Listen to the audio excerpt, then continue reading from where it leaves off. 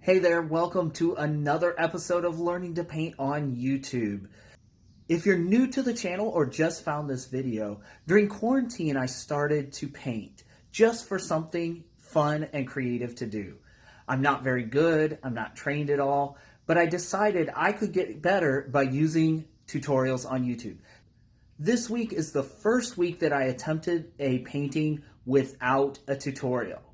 So you're going to see how that turned out. Let's jump right in. This is the first painting that I've done that is not a YouTube tutorial. A friend of mine took this picture and it was so beautiful and from my perspective so well composed that I just had to try to paint it, whether I actually have the technique or the skill yet to do so. So I decided to start off by sketching the image so I could get the composition as accurate as possible, and I hoped that would guide me as I went through the painting. In the next few minutes of this video, you'll see some of the challenges I faced as I painted this picture, as well as the lessons learned and truly some of the mistakes I made. So let's go ahead and take a look. Okay, so I have mixed a kind of purplish gray. I'm going to start gradient moving to a warmer peachy color, but we're going to lay in the purplish gray first at the top and move down the palette. So at least that's what we're going to attempt to do.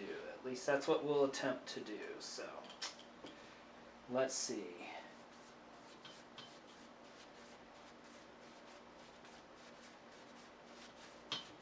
And hopefully what this will do is it will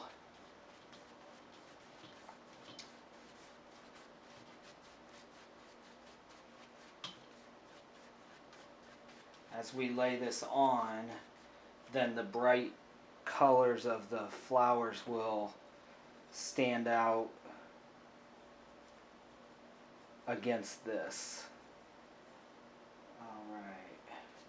Kind of mix warmer colors, the warmer colors kind of coming up into that gray. So you can see I've added a little bit of that peachy color here, bringing in more of the peach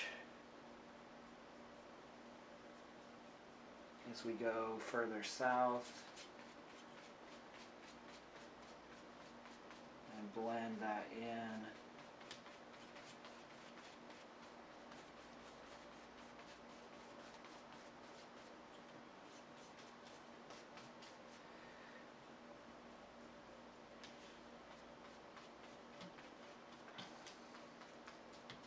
Just going for coverage right now. So the backdrop is kind of that a muted color.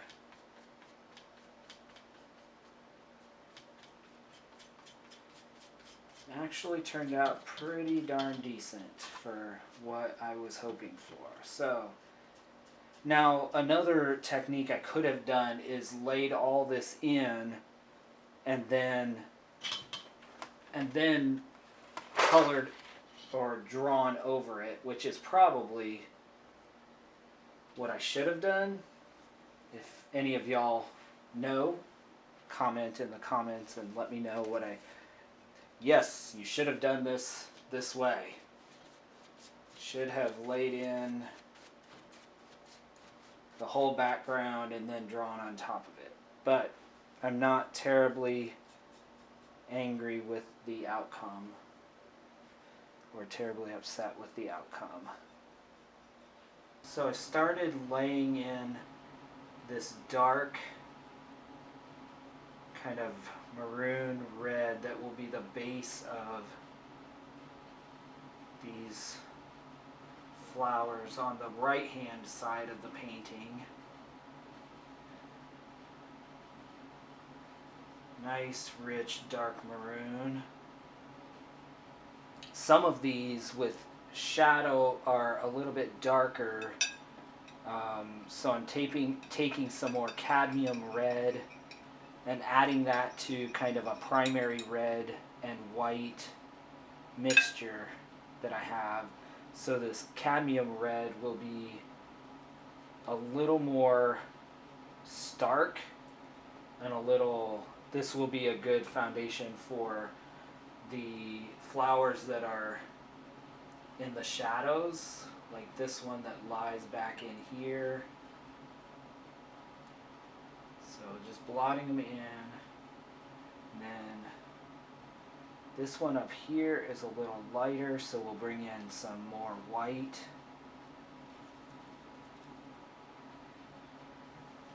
And the trick for this entire painting is to get the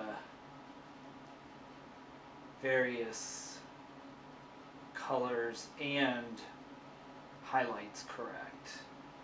And I don't have any fantasy that I'm going to get it right the first time, but that it will be an ongoing process. It's definitely an exercise in mixing colors, blending, blocking all of this to get these right. But we will see what the final, I always learn so much more from the final results every time I do a new painting, so I'm sure this will be no different. Okay, now the goal is to block in these lighter flowers on the left hand side. They have more orange, kind of yellow tones. So we're starting with a really light flesh pink, kind of almost blends with the background here, because this will be a this flower will be almost a white with kind of the pink tones. So I want to lay that in there, blend some of that in. Then this one in the center is more of an orangish. We'll lay in the undertone, which is kind of this really bright orangish flesh color. And so what I want to do is go in here and lay in or blot in some of these shadows a little bit. Oh, that's really dark.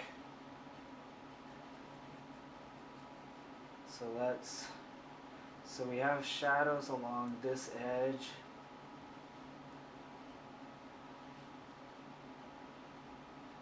Over here where this flower is almost all shadow.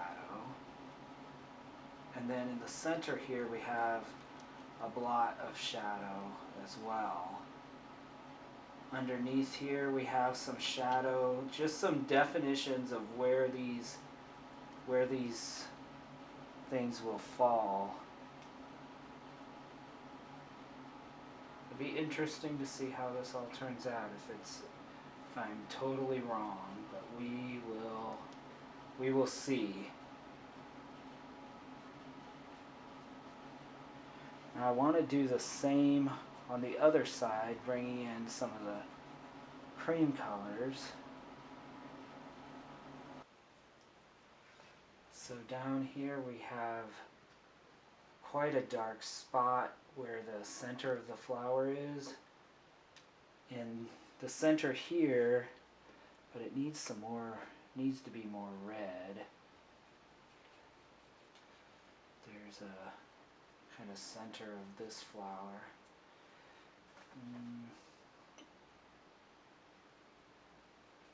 Needs to be brighter.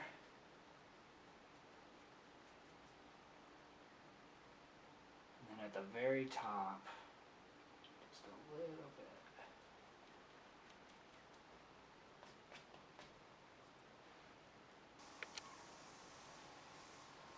So I lost some of my light, so I had to turn on lights in the house here. Now what I'm going to try to do, I'm going to start up here and try to come in with some of the detail, and this is totally exploratory, so we will see how this works. I'm deciding to kind of use this undertone because I kind of got where I like it with a little more red that brings some of the darker undertone in, so I'm using that to kind of give the flower some shape here, but it's drying real quick, so trying to keep it without diluting it.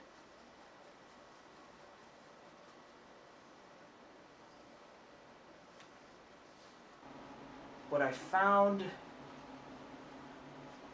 in painting in general, I assume it's the same for oil, but something that is helpful specifically for acrylics is layers. And so if you come in and put layers, sometimes good things, really good things happen, maybe somewhat unintentional, but some really cool things can happen. Alright, so here on this flower now we have some kind of this whitish purple that shows up. So I'm going to lay that in a little bit.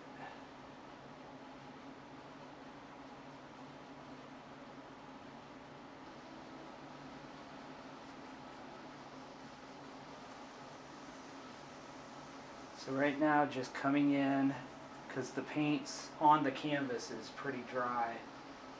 So I'm coming in with simple petal strokes kind of to soften, hopefully soften this edge. Although what I'm getting is just a rim of dark ugliness. So I'm gonna have to rethink this a little bit.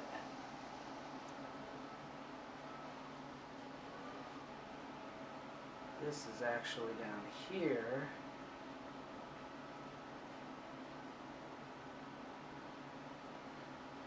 Brought in too much white too quick, but that's easily remedied.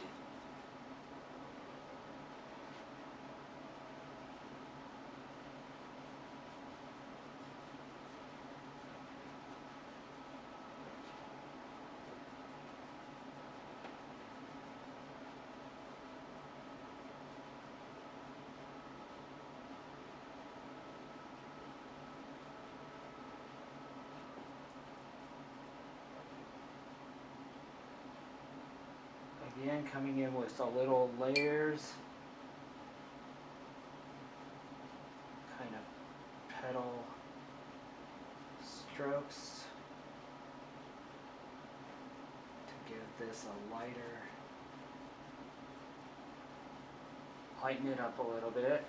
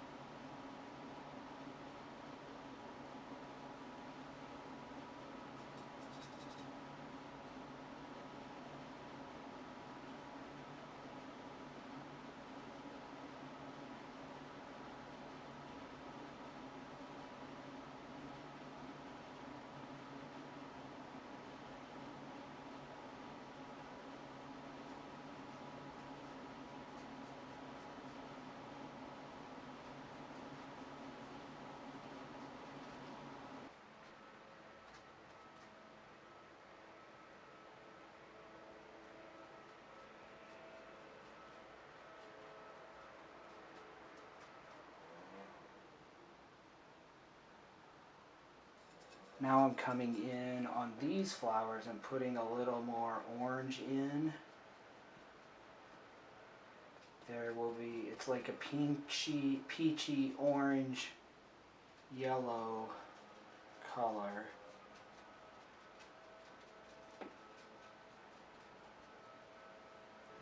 And I'm learning that what I thought is true, which is that I don't yet have the knowledge or the skill to do this picture justice. Um,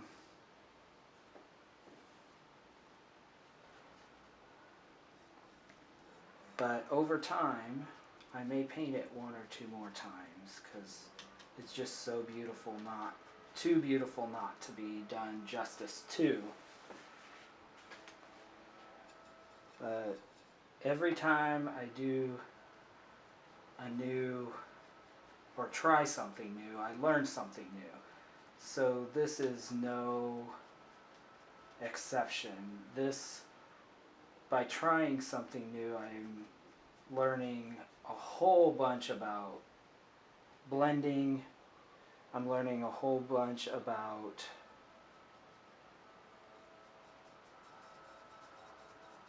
the art or the skill of doing this. Oop, that wasn't what I wanted. And I think in the end, what I end up with won't be so. I won't be sad with what I end up with. It just won't be what I imagine in my head.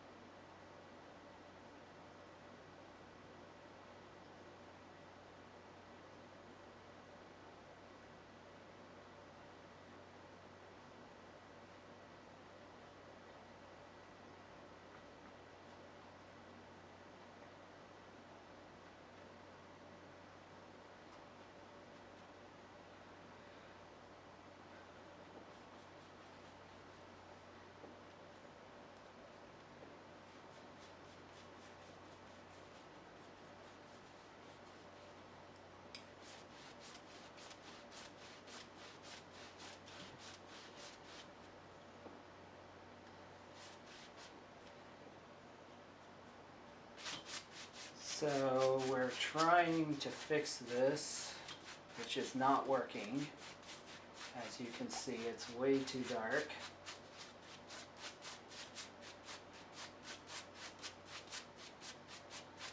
And it loses the pop of the flowers. So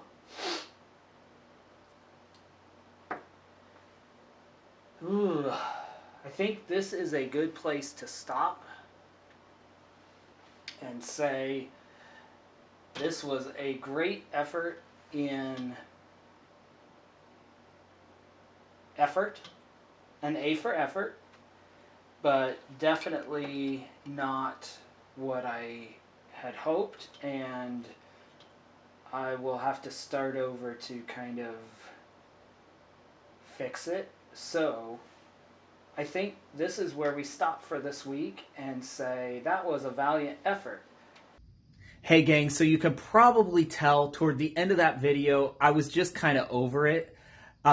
These obviously are edited down to 10, 15, 20 minutes, but they're hours and hours that I spend painting.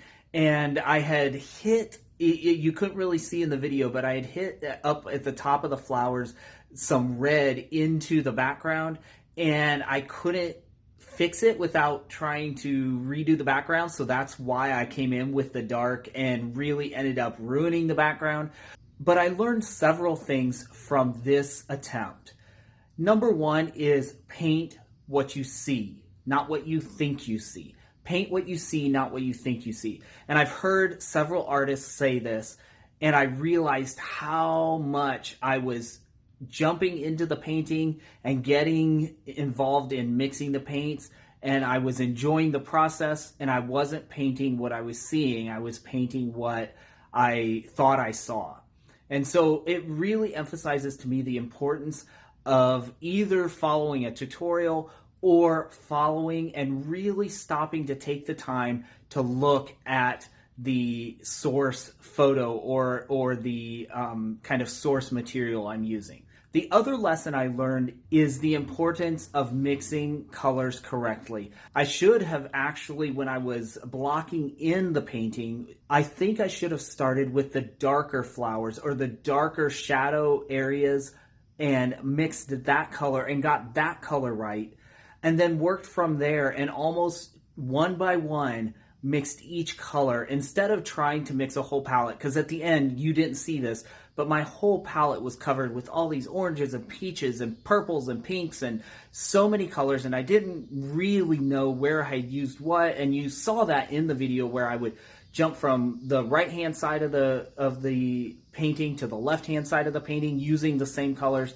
And as you can tell from the source image, they're just not the same tones. And you don't really learn that until you step back and watch yourself paint and watch yourself make these mistakes. And I guess that's the benefit of the hours and hours of editing that it takes to really decide how much of this really needs to be in there to kind of tell the story of the painting. So ultimately, it was an amazing experience. It was challenging. I learned a lot. It didn't turn out terrible for not knowing at all what I'm doing. But now when I go back to try this again, probably in another couple months, 4, 5, 6 months, I'll hopefully have improved my skills, but also I will have the some of the ideas or some of the foundations of things that I messed up this time that I'll be able to try and do better the next time. And honestly, that's what it's all about, isn't it? If you like this video, subscribe to the channel and select the little bell so you get notifications when I post a new video.